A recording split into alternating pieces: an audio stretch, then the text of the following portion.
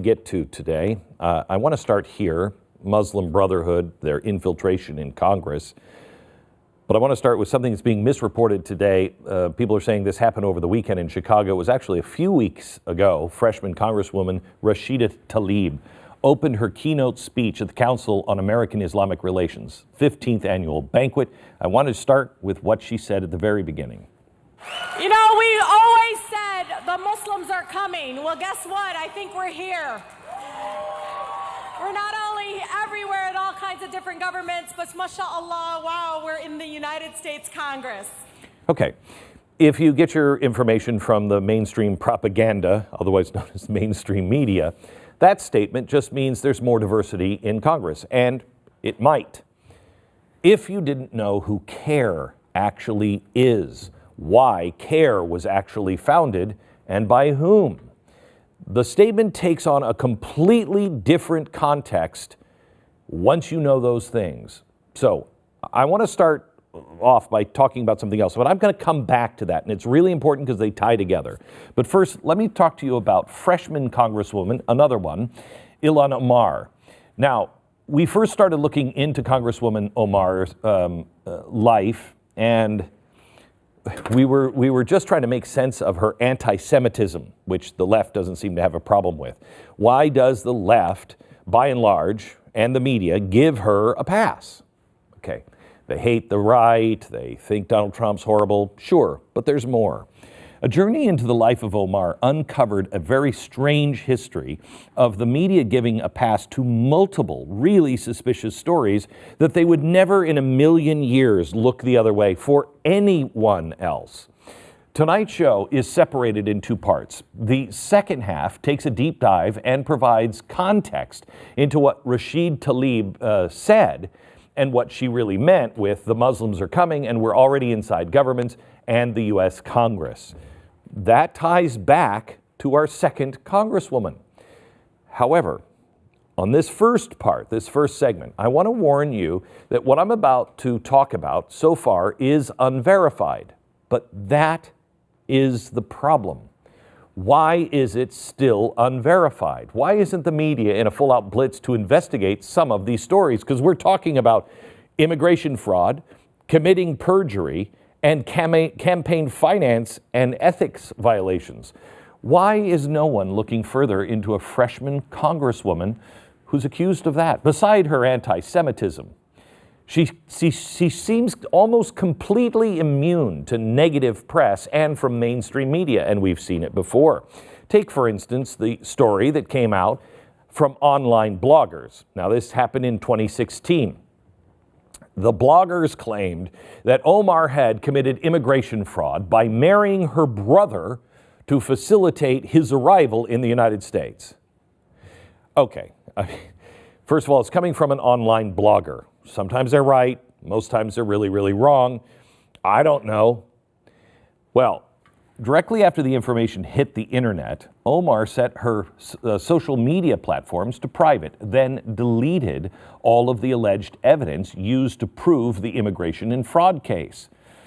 Okay, sounds fishy, but I don't know. Mainstream media would not touch it. Not even the local Minnesota media would touch it. Then the Associated Press grew a set, and they were the only outlet to actually do a little digging. But when they asked Omar what was going on, she just responded with saying the allegations were lies. She said, and I quote, "We choose not to further the narrative of those who oppose us." Okay, all right, but if all of these are lies, it would be really easy to prove them so. So the AP asked Omar for the immigration records and birth certificates that would prove her denial. But she refused to cooperate. Is this like Barack Obama and the birth certificate thing? Not exactly. She stated that her family's birth certificates were lost during the Somali Civil War. Could be, sounds reasonable, I don't know, but that's what she said. But the immigration records, if that was true, why would you refuse to make available your immigration records? Why not offer those up?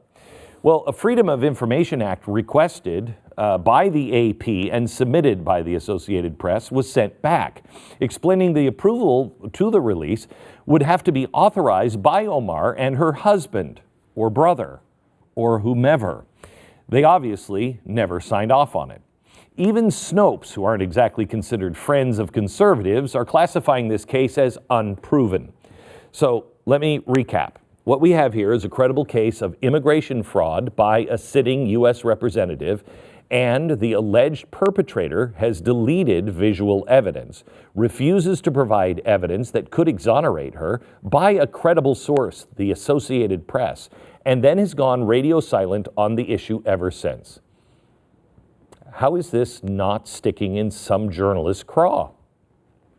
At the very least, you'd think someone, New York Times, Washington Post, would be all over this. No, not really, but you know what I'm saying. At the very most, why wouldn't the government open up a probe? As per the Associated Press, the Obama administration never started an investigation, and the Trump administration so far has refused to comment. But wait, that's not all there is. There is also this: evidence that Ilhan Omar committed perjury in court. This one we can prove. She filed for a divorce in 2017. Omar claimed that she hadn't seen or made contact with her husband or brother since 2011. Let's just say he is a husband and not a brother. Watch for perjury. She said she hadn't seen him under oath since 2011. She said, "I don't know where he is, possibly maybe someplace in London." Well, we have a document obtained by PJ Media from the Minnesota Family Court Record Center. It verifies right here that Omar officially submitted to the court that her last contact with her husband was in June 2011. So, in the absence of journalists doing any journalisming, the internet sleuths have to go to work. Well, they used Omar's husband's last known location, London, and searched to see if Omar had traveled there between 2011 and 2016. Well, they found some evidence. They found these pictures on a social media, taken in London back in 2014. And if you look, you will notice that's Omar and her ex-husband or brother or whomever. That's weird. So again, there's pretty strong case for law enforcement to open a perjury investigation. At the very least, mainstream media should do some more digging. Give credit where credit is due to the Associated Press. They are the only ones that at least asked Omar's camp about the discrepancy. You can imagine how Omar responded. She refused to address the situation, and Omar's ex-husband won't respond. And the pictures? They're no longer available. But wait, there's more. Last year, Ilhan Omar was accused by State Representative Steve Drazkowski of not one, but 3 campaign finance and ethics violations. The first allegation involves the use of $3,000 in campaign money that was spent on travel to Estonia and Boston. Drazkowski claims that these trips were personal in nature. Her response, quote, "It should be concerning to his constituents that he's using taxpayer dollars to harass a Muslim candidate." In other words, her defense is, "I'm a Muslim." Pretty solid in today's world, but it doesn't fly with me. The second allegation is Omar used $2,000 in campaign funds to pay her lawyer for divorce proceeding. Her response? No, it was for something else. No other explanation was given. The third allegation was that she made ethics violations after accepting speaking fees from public colleges. Omar would later pay that money back. Now, if you were caught violating ethics standards to get rich, you'd kind of expect you to give back the money and, okay, I promise, or sorry, we're not going to break the law again, blah, blah, blah, blah, blah. But this is what we got instead. Quote, "We recognize how these folks are deeply invested in stopping a progressive, black, Muslim, hijab-wearing immigrant woman. Wow, intersectionality is working for her. We know these people are part of systems that have historically been disturbingly motivated to silence, discredit, and dehumanize influencers who threaten the establishment. End quote. Boy, that sounds almost like CARE's mission statement. So again, according to Omar, the fault doesn't lie with her, even though she was caught red-handed and forced to pay the money back. The fault was in the whistleblowers who were out to get her because she's a Muslim woman. Now, have you heard any of this? Now, barely a peep in even local media, practically nothing from the mainstream media. But that's not the half of it. The more troubling stuff about Congresswoman Omar, and the perfect example of what I'm talking about, is happening next weekend. And the media? Relatively silent. I mentioned last week that Omar would be in Los Angeles to give the keynote address for the fundraiser for CARE, the Council on American Islamic Relations. As usual for Omar, the media just goes, oh yeah, okay, big deal. And oh boy, big deal, it's CARE. Well, let me give you a quick refresher on who CARE actually is. This is the actual court case from the United States of America versus the Holy Land Foundation. This case is so important because what it revealed was, for the first time, an elaborate scheme launched by the Muslim Brotherhood to tip American sentiment towards the Palestinians, tip it in policy, in sentiment, and to raise money to support Hamas. They were officially designated a foreign terrorist organization. Now, if anyone doubts whether the Muslim Brotherhood had a role in the creation of Hamas, or if they advocated for violence, you don't have to look any further than this. This is the official Hamas charter. Article 2 states, and if I may quote, the Islamic resistance movement, that's Hamas, is one of the wings of the Muslim Brotherhood in Palestine. The Muslim Brotherhood movement is a world organization, the largest Islamic movement in the modern era, end quote. Okay, so Muslim Brotherhood was involved, but it's a peace movement, you would say. Well, I'm sure it says it someplace in the charter. In fact, oh yeah, here it is in Article 13. And again, I quote, peace initiatives. The so-called peace solutions and all international conferences to resolve the Palestinian problem are all contrary to the beliefs of the Islamic resistance movement. Next page. There is no solution to the Palestinian problem except by jihad. All right. So the Muslim Brotherhood created Hamas very specifically to destroy Israel, but they also created Hamas support groups all over the world. So Hamas is in Palestine, then you have the Muslim Brotherhood up here, and this support group all over the world provided streams of cash to support their fighters. But it also worked to try to influence other countries to change their policies on Israel and support Hamas. The Muslim Brotherhood quickly moved into the United States, and they set up one of these networks. And let me show you.